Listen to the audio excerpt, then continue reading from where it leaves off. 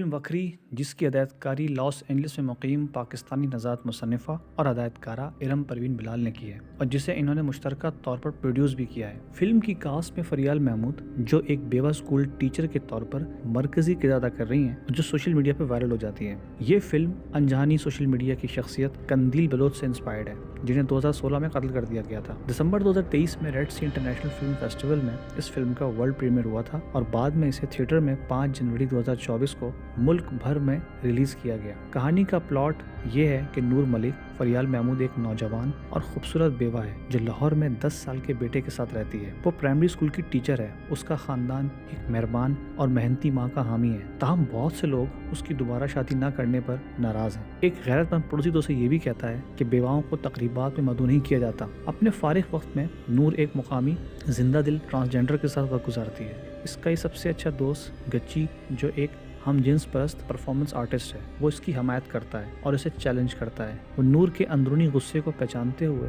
اسے سجیسٹ کرتا ہے کہ وہ پرفارمنگ آرٹسٹ بن جائے۔ گچی، جو اپنی پرفارمنس کو سوشل میڈیا پر پوسٹ کرتا ہے اور اس کے بہت سے فالوورز ہیں۔ نور اس موقع سے فائدہ اٹھاتی ہے کیونکہ اس کا مقصد اسکول کھولنے کے لیے فنڈ جمع کرنا ہے۔ روایتی معاشرے کی بااختیار عورت کو اپنے طور پر فوری ناراض اور باغی کہہ کر مسترد کر دیا جاتا ہے۔ نور کو پریشانی اس وقت پیدا ہوتی ہے جب نفرت کرنے والے نور کو آن لائن ہراساں کرنا شروع کر دیتے ہیں، یہاں تک کہ اسے جان سے مارنے کی دھمکیاں بھی دی جاتی ہیں۔ اس پر مغرب زدہ ہونے کا الزام لگتا ہے، لیکن نور اپنی پاکستانی شناخت کا دفاع کرتی ہے۔ خاندانی اقدار کے چیمپئن اس کی حقیقی شناخت تلاش کرتے ہیں۔ اپنے مالی مقصد کے قریب پہنچنے کے لیے Noor T V presenter Sadia Khan کی جانب سے اپنے شو میں آنے کی پیشکش قبول کر لیتی ہے، جس کے نتیجے میں اس کے ناقدین اور اس کے درمیان ایک ڈرامائی مقابلہ ہوتا ہے۔ یہ فلم پاکستان میں ان روایتی اقدار کو چیلنج کرنے والی خواتین کے لیے ہے۔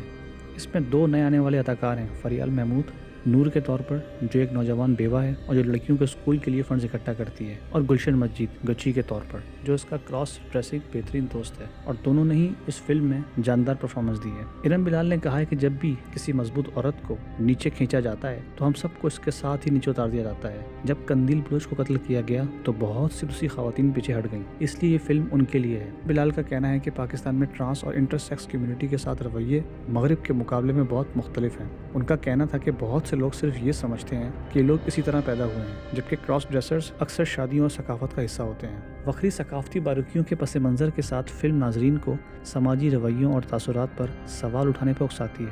ہدایت کار ارم پروین بلال باصلاحیت کاسٹ کے ساتھ پاکستان میں ثقافتی دقیانوسی تصورات کی پیچیدگیوں کو تلاش کر رہی ہیں، اور وہ امید کرتی ہیں کہ وکری کا حال قندیل بلوچ جیسا نہ ہو۔ اگر آپ لوگوں کو ویڈیو پسند آئے تو آپ اسے لائک کریں، شیئر کریں اور سبسکرائب کریں۔